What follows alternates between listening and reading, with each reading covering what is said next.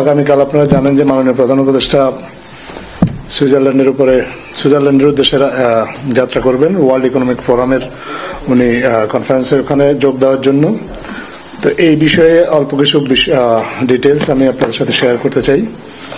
উনি ওখানে আগামীকাল রাত 1টায় বাংলাদেশ ছেড়ে সুইজারল্যান্ডের উদ্দেশ্যে রওনা হবেন এবং 4 দিনের এই সফর শেষে 25 জানুয়ারি উনি দেশে ফিরে আসবেন।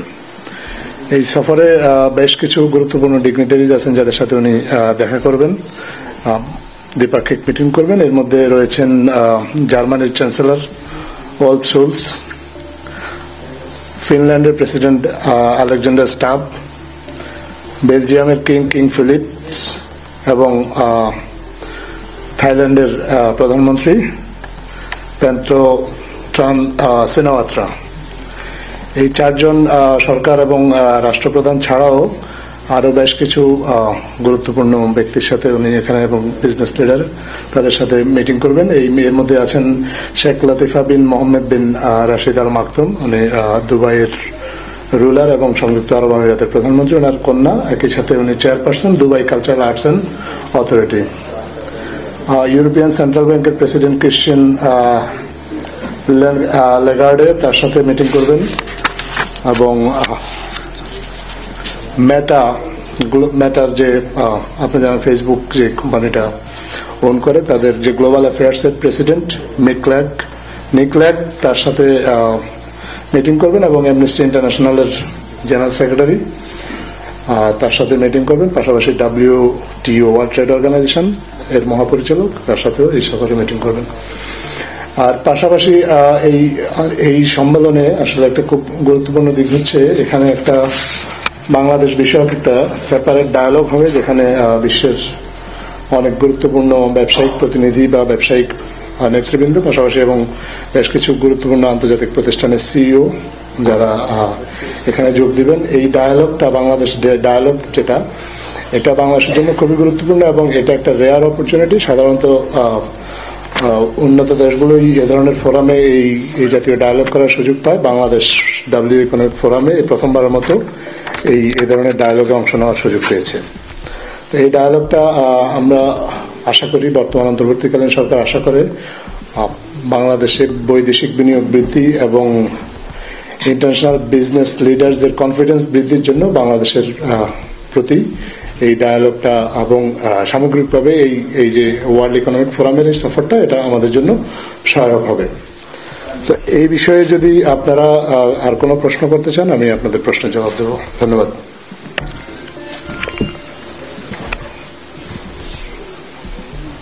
প্রশ্ন নাই কারণ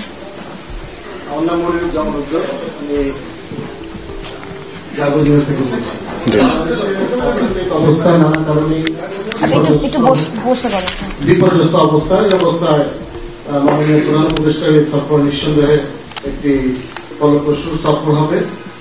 আপনি ইতিমধ্যে বলেছেন যে অনেকের সাথে বৈঠক হবে, যে বৈঠকটির কথা বলেন যে বাংলাদেশ মিটিং করবে অন্যান্য সিওটির সাথে, এটি কবে হবে এবং এতে আয়োজক কি বাংলাদেশ করছে বা আমাদের ওখানকার যে এমবেসি তারা আয়োজন করছে, মানে আয়োজক তারা? এটার আয়োজক ওয়ার্ল্ড ইকোনমিক ফোরামই। ওয়ার্ল্ড ইকোনমিক ফোরাম তাদের এটা যেহেতু একটা প্রাইভেটলি এই কনফারেন্সটা হচ্ছে, অন্যান্য এর আগে যে সম্মেলনগুলো আমরা দেখেছি ওগুলো মেম্বার স্টেট ড্রাইভেন সম্মেলন ছিল, কিন্তু এটা একটা প্রাইভেট অর্গানাইজেশন, তারাই এটার আয়োজক করছে এবং তারা আসলে বাছাইকৃত দেশগুলোকেই শুধু এই সুযোগটা দেয়। প্রতিবার যখন এই সম্মেলনটা হয় এবার বাংলাদেশকে এই সুযোগটা দিচ্ছে এবং তারা এটা আয়োজন করবে। বাংলাদেশ সেখানে গুরুত্বপূর্ণ বিভিন্ন অংশীদার যারা বাণিজ্যিক অংশীদার বা যারা বিভিন্ন কোম্পানির সিইও আছেন, আরো প্রাইভেট বিনিয়োগকারী আছেন যারা পটেনশিয়াল ইনভেস্টর, তারা এখানে অংশ নেবেন। মাননীয় প্রধান উপদেষ্টার সাথে তারা ইন্টারাকশন করবেন। সুনির্দিষ্ট করে কি বলা যায় যে এ থেকে আমরা কি পেতে পারি? এখানে কি ফরেন ইনভেস্টররা আমাদের দেশে ইনভেস্ট করতে আসবে বা এই ধরনের কোন প্রতিশ্রুতি পাওয়া যাবে? নিশ্চয়ই একটা প্ল্যান করেই এটা দেওয়া হচ্ছে বা কথাবার্তা আগাম। আমরা জানি যে কয়েকজন বিশেষ সহকারী তারা চেষ্টা করছেন, আপনারাও এখানে বারবার বলেছেন যে বিভিন্ন ইনভেস্টরদের সঙ্গে যোগাযোগ চলছে, সে ধরনের কোন প্রতিশ্রুতি কি আপনারা পেয়েছেন? এই ধরনের সম্মেলনে সাধারণত ট্যাঞ্জিবল প্রোগ্রেস বলতে যেটা হয় সেটা কনফিডেন্স বিল্ড আপ। আমরাও আশা করছি, বর্তমান অন্তর্বর্তীকালীন সরকারও আশা করছে, মূলত ইন্টারন্যাশনাল বিজনেস লিডার্স যারা এবং ইনভেস্টরদের কনফিডেন্স বিল্ডারটাই হচ্ছে এই সম্মেলনের মূল উদ্দেশ্য।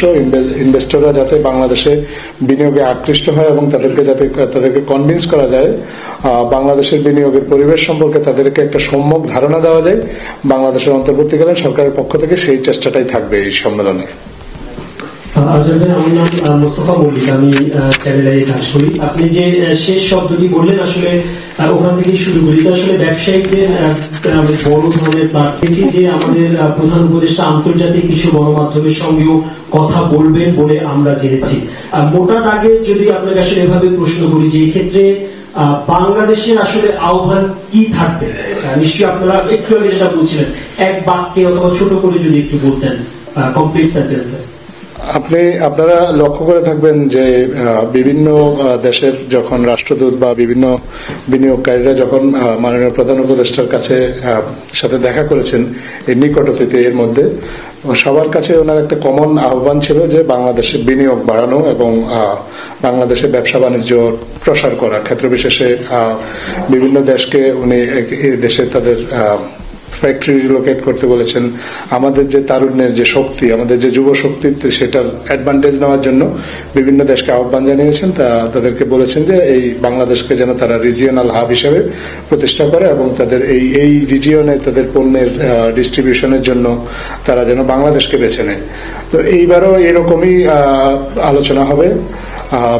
মোটা দাগে যদি আপনি সংক্ষেপে বা এক বাক্যে জানতে চান তাহলে একটাই আহ্বান থাকবে সবার, বাংলাদেশে আসুন। বাংলাদেশে এখন ব্যবসার পরিবেশ সহজ করা হচ্ছে, বিনিয়োগের পরিবেশ উন্নততর হচ্ছে। আপনারা বাংলাদেশে বিনিয়োগ করুন, বাংলাদেশের অর্থনৈতিক অগ্রগতিতে আপনারা সামিল হন। এই আহ্বানটাই থাকবে মূলত বিনিয়োগকারীদের প্রতি। আমি কাজী মোহাম্মদ। মাননীয় প্রধান উপদেষ্টার শপথ অনুযায়ী আমাদের বাংলাদেশের কোন কমিউনিটি বিজনেস লিডাররা যাচ্ছেন কিনা বা গেলে কতজন? এটা আসলে বাই ইনভাইটেশন এই সফরটা হয়ে থাকে। ওয়ার্ল্ড ইকোনমিক ফোরাম থেকে মাননীয় প্রধান উপদেষ্টাকে আমন্ত্রণ জানানো হয়েছে এবং উনি তাদের আমন্ত্রণ গ্রহণ করেছেন। কোন বিজনেস লিডার যদি ওয়ার্ল্ড ইকোনমিক ফোরাম থেকে আমন্ত্রিত হয়ে থাকেন তিনি তার প্রাইভেট ক্যাপাসিটিতে সেখানে যাবেন, কিন্তু এই বিষয়ে কোনো আসলে নির্দিষ্ট কোনো তথ্য আমাদের কাছে এই মুহূর্তে নেই। আমি রুকনুজ্জামান রঞ্জন, বাংলাদেশ প্রতিদিন থেকে বলছিলাম। আপনারা বিদেশি বিনিয়োগ আহ্বান জানানোর জন্য পরিকল্পনা করেছেন এমন একটা সময় যখন কয়েকদিন আগেই গ্যাস দাম বাড়ানো হলো, নতুন নতুন কারখানা করবে তাদের গ্যাসের দাম বাড়ানো হলো। তো বিদেশিরা বিনিয়োগের আগে সবসময় জ্বালানি বিষয়টাতে নিশ্চিত হতে চায়। আপনি বলছেন বিনিয়োগ পরিবেশ উন্নত হয়েছে, গ্যাসের দাম বাড়িয়ে কিভাবে বিনিয়োগ পরিবেশ উন্নত হয়েছে বিদেশি বিনিয়োগকারীরা যখন জানতে যাবেন এটার আনসারটা কি হবে? আরেকটা প্রশ্ন হচ্ছে, বাংলাদেশের ব্যবসায়ীরা আস্থার অভাবে হচ্ছে। তারা বলছে তারা গভর্নরের সাথে দেখা করেছে, তারা এনবিআর চেয়ারম্যানের সাথে দেখা করেছে, গতকালকে শিল্প উপদেষ্টার সাথে দেখা করে এই বক্তব্য দিয়েছে। তো বাংলাদেশের ব্যবসায়ীদের আস্থার পরিবেশ সৃষ্টি না করে দাভোসে গিয়ে বিদেশি বিনিয়োগ আকর্ষণের প্রচেষ্টা এই সরকারের পরিকল্পনার সাথে কতটুকু সামঞ্জস্যপূর্ণ? ধন্যবাদ আপনাকে। বিনিয়োগের বিষয়টি শুধুমাত্র গ্যাসের দামের উপর নির্ভর করে না, বিনিয়োগ একটা ব্যাপক বিষয়। এখানে আরো অনেকগুলো বিষয় জড়িত। সবগুলো বিষয় বিনিয়োগকারীদের কাছে ব্যাখ্যা করা হবে এবং কাউকে তো বাংলাদেশ সরকারের পক্ষ থেকে জোর করা হবে না। বাংলাদেশ সরকার তার অবস্থানটা ব্যাখ্যা করবেন এবং অবস্থানটা ব্যাখ্যা করে বিনিয়োগকারীদেরকে আহ্বান জানাবেন বাংলাদেশে বিনিয়োগ করার জন্য। এবং সরকার বিশ্বাস করে যে বিনিয়োগকারীরা বাংলাদেশ সরকারের যে বিনিয়োগ প্রস্তাবনা বা বিনিয়োগের যে সম্ভাবনার কথা এই মুহূর্তে বাংলাদেশে আছে, অপার বিনিয়োগের সম্ভাবনা, সেই সম্ভাবনাটা যদি বাংলাদেশ সরকার প্রপারলি অ্যাড্রেস তাদেরকে এক্সপ্লেইন করতে পারে তাহলে অবশ্যই বিনিয়োগকারীদের কনফিডেন্স বাংলাদেশের উপর বৃদ্ধি পাবে। আজম ভাই, আমার নাম কাউসার আজম। আজম ভাই, বর্তমান সরকার দায়িত্ব নেওয়ার পর থেকেই বিদেশের ট্যুরগুলোতে একটা সংক্ষিপ্ত সফর সঙ্গী খুবই কম যাচ্ছে। তো এই সফরে আসলে কতজন যাচ্ছে প্রধান উপদেষ্টার এই সফরে সরকারের পক্ষ থেকে? এই সফরে একেবারেই প্রোটোকলের সাথে সম্পর্কিত যারা আছেন শুধুমাত্র তারা যাচ্ছেন, আর মাননীয় প্রধান উপদেষ্টার বিশেষ দূত লুৎফি সিদ্দিকী উনি যাচ্ছেন, এবং প্রধান উপদেষ্টার নিরাপত্তার সাথে সম্পর্কিত যারা আছেন তারা যাচ্ছেন। আমি এই মুহূর্তে আপনাকে নির্দিষ্ট করে কোনো সংখ্যা বলতে পারবো না। আজব ভাই, আমি মনিরুল ইসলাম, আমি মোহনা টেলিভিশনে কাজ করছি। আপনি বললেন যে দেশে বাংলাদেশ প্রথমবারের মতো একটি সেপারেট একটি ফোরামে যোগ দিবে, তো এটি নিঃসন্দেহে একটি আমাদের জন্য পরবর্তী পাওয়া, পরবর্তী অর্জন হতে যাচ্ছে। তো বললেন যে বিদেশি বিনিয়োগ আকৃষ্ট করতে বা বিদেশি বিনিয়োগের অপর সম্ভাবনা রয়েছে। সেক্ষেত্রে আমরা দেখেছি যে বিরা একটি উদ্যোগ নিয়েছিল যে ওয়ান স্টপ সার্ভিস, অর্থাৎ বিদেশি কেউ যদি ইনভেস্ট করতে যায় সেক্ষেত্রে তার অনেকগুলো ছাড়পত্র নিতে হয়, অনেকগুলো লাইসেন্স দিতে হয়। তো এইগুলো আসলে একটা সময় সাপেক্ষ এবং ভোগান্তিকর। তো এই ওয়ান স্টপ সার্ভিসের অগ্রগতি কতখানি? আমরা যতদূর জানি এখনো এইভাবে আলোর মুখ দেখেনি। ধন্যবাদ আপনাকে।